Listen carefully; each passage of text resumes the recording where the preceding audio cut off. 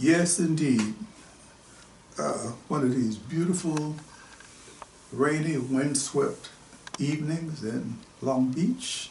And here we are, uh, continuing my reading of the Ghetto Sketches, which was infamous. I never tire of explaining.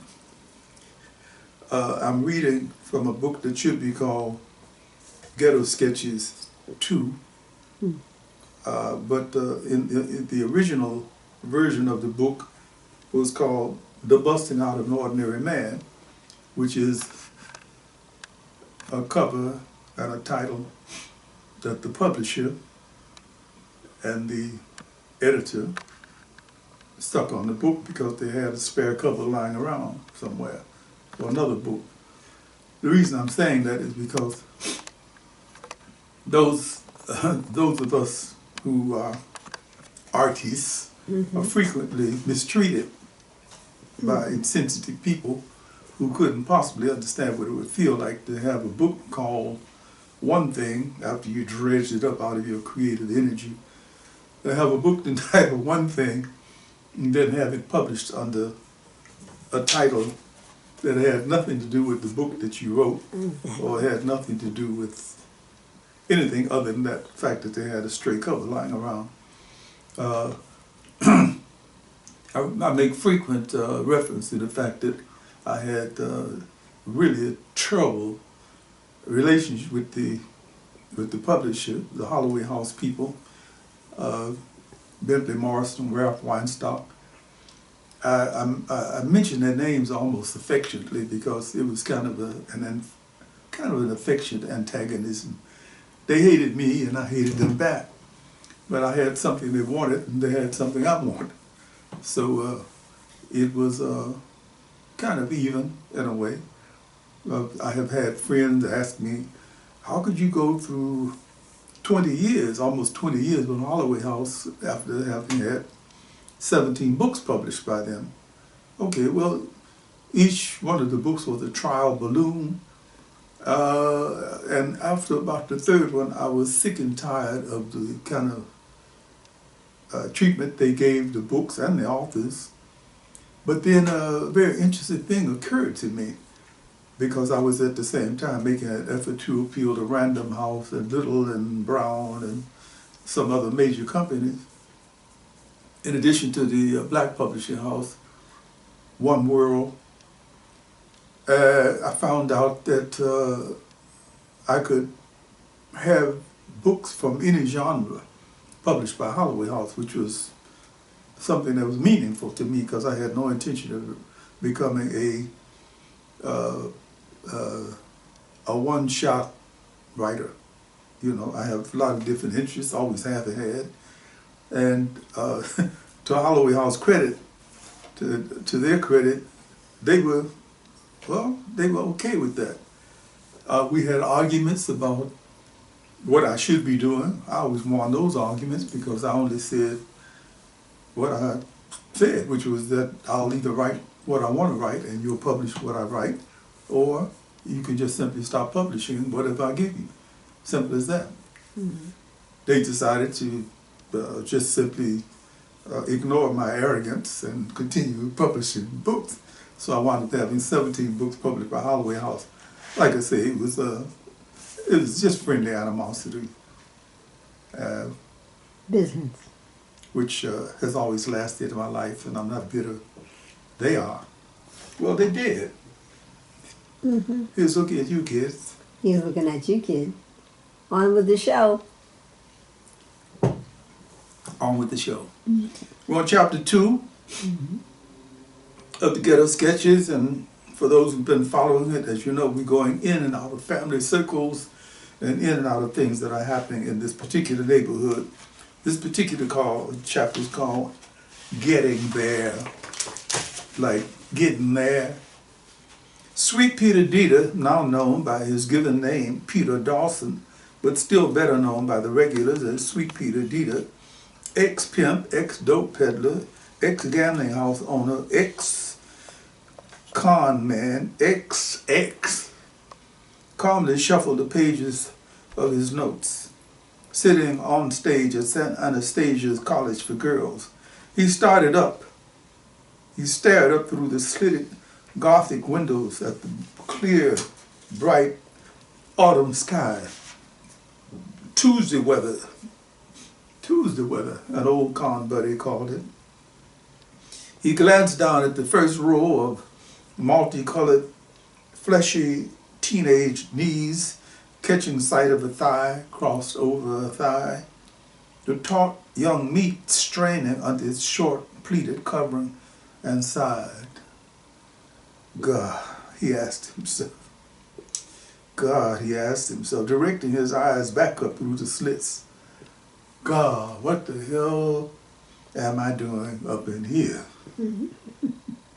Very simple. His mercilessly logical side spoke to him. You getting over, motherfucker, getting over like a fat rat. The assembly hall filled with fresh sparkling complexions of the schoolgirls glowed. The pledge to the flag was listlessly recited, and the Mother Superior introduced Mr. Peter Dawson, lecturer on sinfulness. He's reformed, you see, and now he can go and talk to people about something he knows about very, very well. Sin. Sweet Peter Dieter limped over to the lectern, hip-marred garments cloaking his slight paunch, a dazzling silk scarf covering the grillwork of scar tissue on the left side of his neck, a memo from Quindy and the company from years ago, that and the ankle that never healed quite right. He stood as straight as a tin soldier for a few beats, taking the measure of his audience and allowing them the same liberty. For a moment, the hot flash of the urge to pimp again made him shudder. The mad feeling of wanting to fly out into the middle of this audience of 17, 18, and 19-year-old cunts to spool off yards of honey language, of love-sticking knuckle sandwiches, to crack their innocent young skulls open with Arabian Nights tales of the glories to be found in whoring for him. The lights in the hall seemed to dim as he leaned forward, the theatrical effect created by a passing cloud, and he said in a super mellifluous tone of voice, "Today, young ladies, I would like to talk with you about the second oldest perfection, pimping." And then added almost as an afterthought, "and the dangers and evils of the first oldest perfection, hoeing." He leaned back, pausing for effect, and roamed his catching eye up and down the first row. His eyes took them in 3 times around involuntarily, the first 3 at the end. A black girl with sacrilegious breaths spitting up at him through the tense blouse like twin cobras. A Mongolian princess next to her, her cheeks are all flat planes with slitted goggles for eyes, slouched down so far in her seat that the school's pleated uniform skirt fell between her strong yellow thighs like gauze. And next to her, Sweet Peter caught himself, sucked in a little air for strength. Next to her was a cornstalk monster of a blonde with a lush rose bow mouth and creamy thighs that started under her armpits and almost stretched across the division of space between the first row and the stage apron.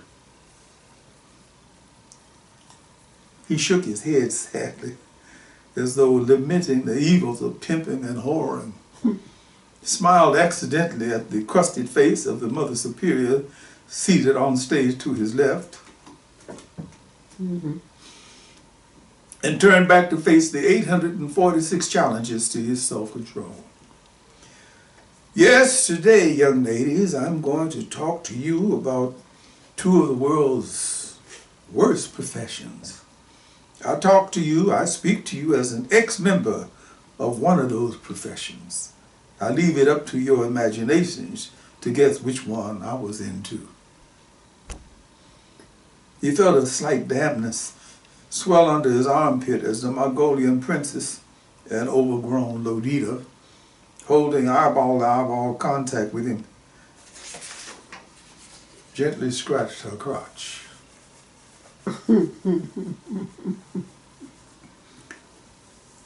I'm gonna have to tell my goddamn agent not to be booking me into these girls' schools. He mumbled subconsciously as he bent over to pick up his fumble notes.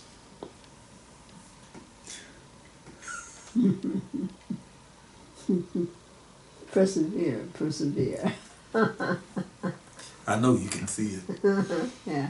Mr. Chickens, his 4 super obedient hens delicately high-stepping around him, and his ace, the spinning top dude, stood under the lengthening shadow of a fire escape, just around an alley corner's edge, trying to defeat the autumn evening's chill with a pint of cheap pluck. They said nothing to each other as they passed the bottle back and forth, ignoring the people who passed, glancing at the two of them with a variety of attitudes. The spinning top dude killed the corner and stooped quickly to get the empty bottle down behind him as the squad car turned the corner of the alley. "One dime, one show," Mr. Chicken sang out, hip to the ways to gain the upper hand over the police mentality. "One dime, one show, one dime, one show," he called out again, a note of urgency in his gravelly voice, and began to clack to his children to line them up at the side of the alley. The spinning top dude, a master of the string and hourglass top, or the spherical top, or any other kind of top that would slide up and down a string, a wizened brown man with soft almond-shaped eyes, 38 years away from Luzon in the Philippines, had already uncorked his works and had 3 hourglass forms doing figure eights in mid-air, handling them almost telepathically as he hummed a quiet little tune in Tagalog for the whole time. I don't know why, but in Chicago, there were a number of guys, you go to the park, the Filipino, who had tops. They were always grown men, never kids. "One time, one show," Mr. Chickens almost screamed into the squad car's window, clucking furiously out of the corner of his mouth for his chickens to roll over in unison. Mr. Chickens and the spinning top dude performed with an air of desperation around the fringes of their movements, doing anything not to be hauled in on a vagrancy rap. Both of them, having had it happen before, knew the danger of incarceration.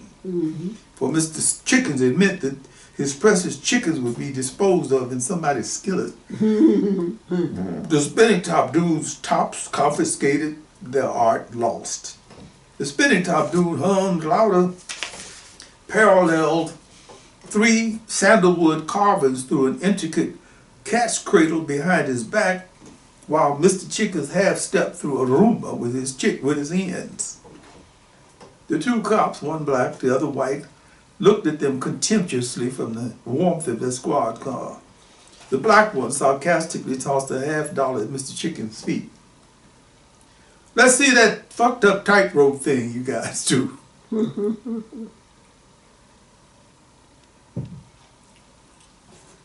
With an athletic movement surprising to see someone Mr. Chicken's age, he scooped the $50 up, slipped it under the layers of his coats, sweaters, and shirts into his watch fob pocket, and turned to the spinning top dude without a word.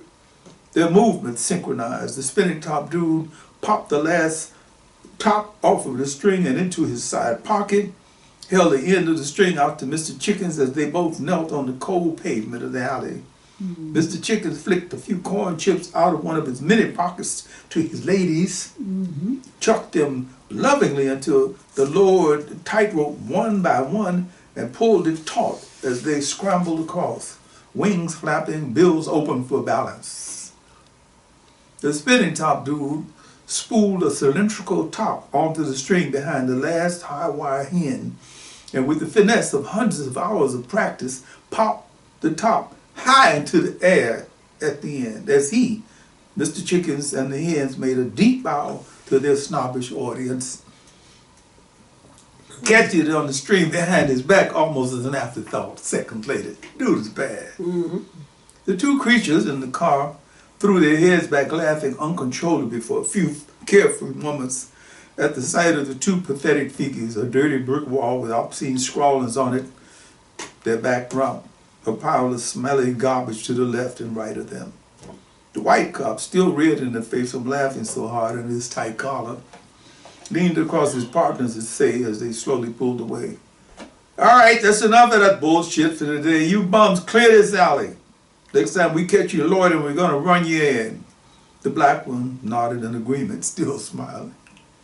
Mr. Chicken removed his scarecrow's hat, revealing a mass of tattered Shirley Temple forelocks, and bowed graciously. The spinning top dude created the momentary illusion of a top spinning through his head by whipping the string around his head 5 times. They watched the car reach the end of the alley in respectful silence. "Goddamn motherfuckers," the spinning top dude muttered fiercely. Mr. Chickens dismissed the hot tillies. He was smiling. "Fuck them, they ain't shit," and held up the shiny $50. "Come on, Top, let's go get another shot, dog." The spinning top dude and Mr. Chicken shuffled out of the alley, stumbling against each other for support on their way to the corner liquor store, trailed by 4 dirty, funky chickens, stepping abreast. The neighborhood, returning from their 8-hour spirit drainage sessions on the plantations about town, smiled fondly at the sight.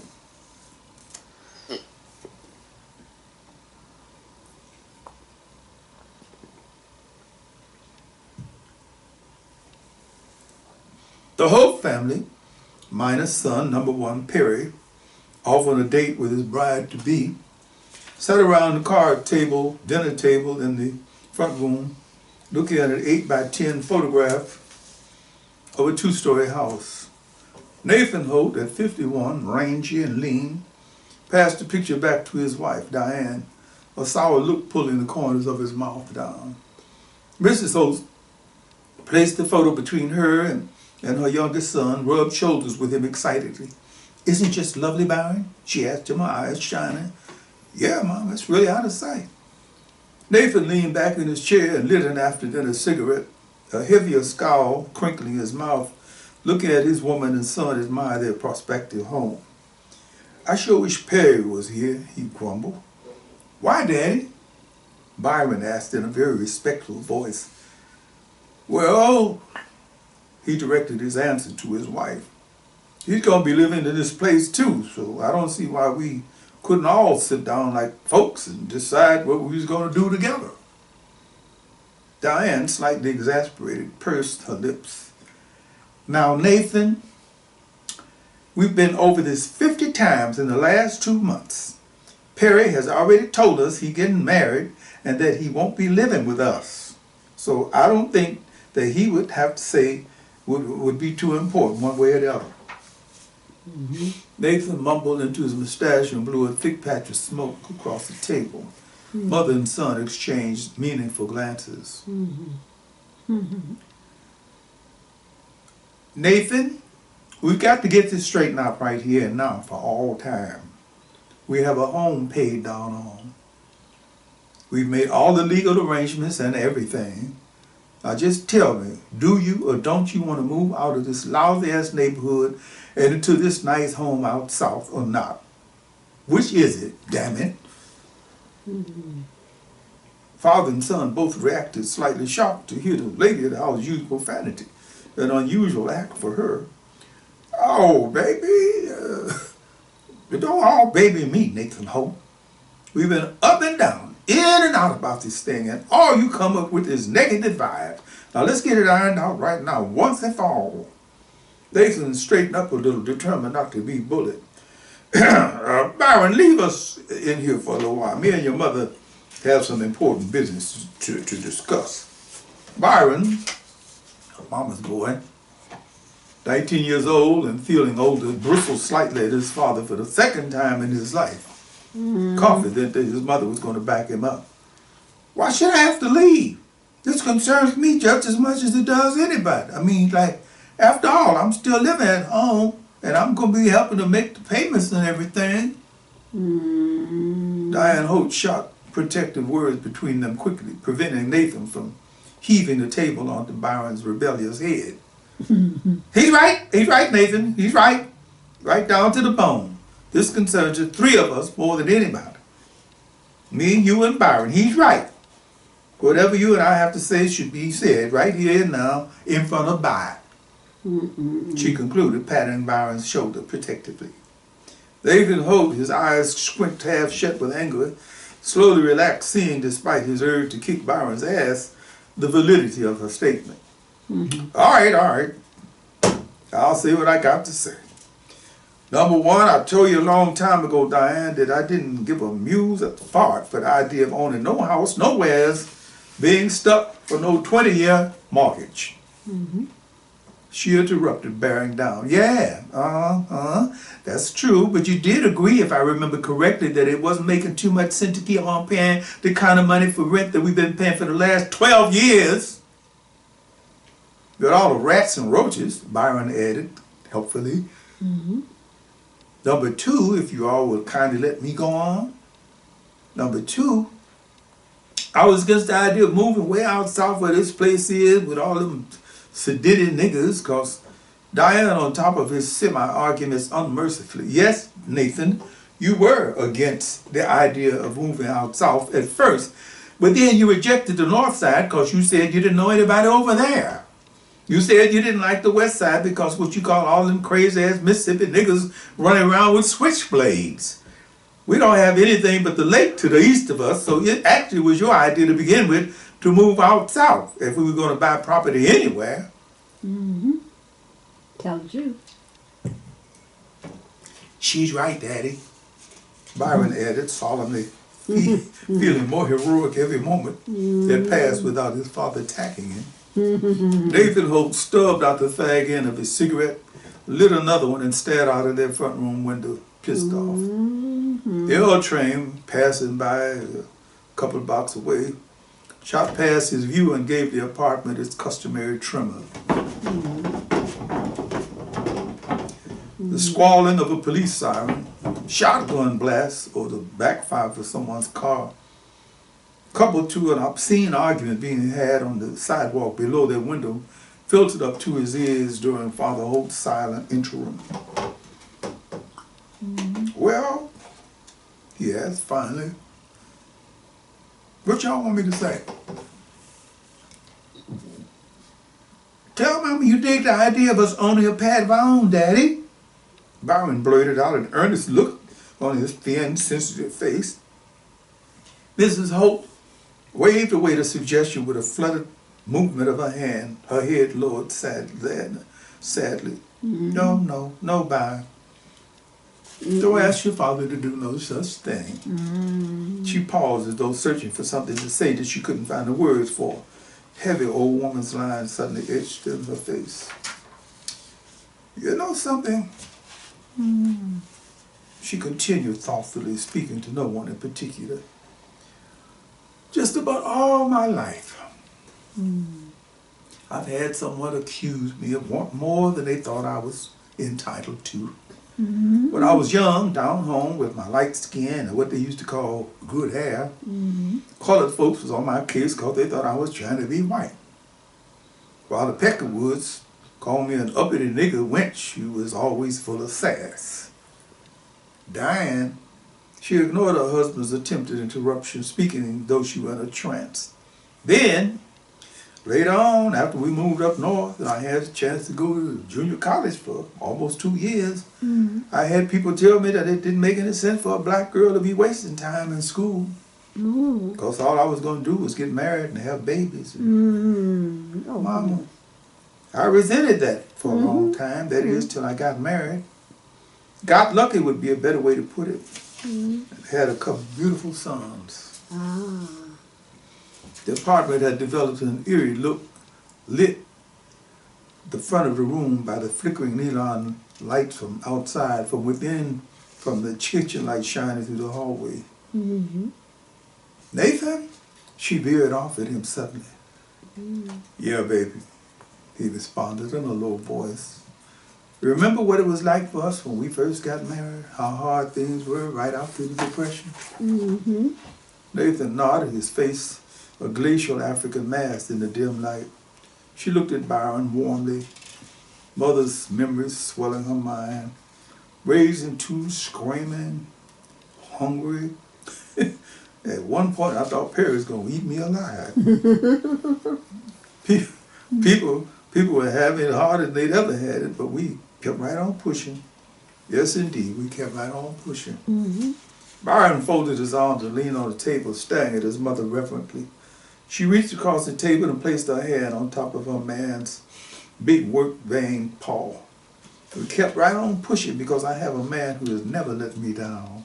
Mm-hmm. Nathan patted her hand, stroked it on top of his, warmly. She spoke directly to Byron. He's made fun of me from time to time about listening to classical music, white folks' music, and going to art shows or doing a few other things that we don't see eye to eye on, but, and here she turned back to her husband. He's never let me down.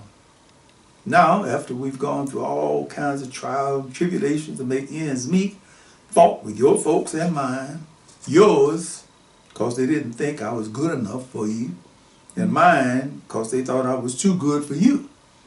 After we've gone through all that, in addition to raising two wonderful sons, in the middle of all of this, she swept her hands out to embrace the grimy apartment, shaking slightly again from under the train, the wandering roach trekking up the wall behind her, and the hip rats patiently waiting for them to split so they could check out the scene for leftovers. Mm-hmm. Don't worry, baby. Nathan reassured her grimly before she could go on. I'm not going to let you down this time either. Were those people moving out of our house? Byron resisted the urge to go around the corner of the table and kiss his father, knowing he would never understand. Never That's understand. The truth. That's the truth. Boy, they become gay or something. Yeah. Mother Hope, taking it all in stride, replied, easing away from the table with their dessert sauces, next week we can start packing Friday. Byron followed his mother from the table into the kitchen, gave her a peck on the cheek, and moved on to his room. George Kane's Blues Child Baby waiting to be read. Nathan Hope sat in the darkened front room, thinking evil thoughts. Bet the goddamn president would be happy as a pigeon with a perch on City Hall to see me sitting up here in the dark with his save the energy bullshit. Nathan, I'm going to bed. You coming? His love called from the kitchen seductively. In a few minutes, honey. He called back, his baritone huskier than usual, and lit another cigarette. Why in the world should I not be wanting to move to a more decent place? He questioned himself as another train rumbled past. He sat smoking, fighting with the question, rejecting all of his objections one by one. Friends? Shit, I can see them on the weekend or whenever. Being farther away from work. Transportation was better out south, and you wouldn't have to fight a bunch of young gangsters with no respect for their elders for a seat. Well, not all the time anyway. Now, what was really wrong about owning something of your own anyway, even if it did take 20 years? Perry popped in, his eyes shining and pants front stiff from a half hour of declared love and wonderful promises. Hey, Dad, what's happening? He asked in his usual fighting manner. Why you sitting up here in the dark? Fuses blown again? Nathan Hope stowed the cigarette out and strode past his number one son, growling. Where were you when I needed you, boy? Perry followed his departure through the narrow hallway leading to his parents' bedroom, extremely puzzled by his old man's morose question. Wow. Wonder what that was all about. Oh, well. Wonder if Mama left me something in the stove. And that's the end of chapter 2. You can see what's happening here. Whole lot. And show the picture that's on the new cover for. the new cover. Okay. So on Amazon, the new cover has this picture of I think the picture was taken by Picasso, right? it's taken by Zola Salena-Hawkins. Oh, myself. Okay, yeah. not Pablo Picasso? Yeah. Okay. It's the other way around. You see that staircase going down, Yes. taking you down maybe into nothing. But anyway, that's the way the picture looks on the busting out of an ordinary man, which should be, aka Ghetto Sketches 2. Exactly Can that. be purchased on Amazon and at your local bookstore. You ask them to order it for you. Odie Hawkins' website is www.odiehawkins.com. Appreciate you saying And that. that Appreciate you is saying that. O-D-E-E-O-D Hawkins. Like that. Appreciate you saying All that. right. Appreciate that. Right. You know, as I read this, I discovered there's a lot of typos, and there are times when I'll have to really check it up real closely. But luckily, I can gather what the meaning of the sentence was from the context. Okay. So it's not causing a real big Absolutely. problem. Okay, it's Monday night, and this is what we do Yes, on it Monday night. is. And Good reading. I'm going to read the Ghetto Sketches until it's been read. Thank you, sir. And I'm wishing everybody a pleasant evening because you need it. And find a good book and read it. Preferably an Odie Hawkins book. You got it. Okay. It, Itness. itness. Itness.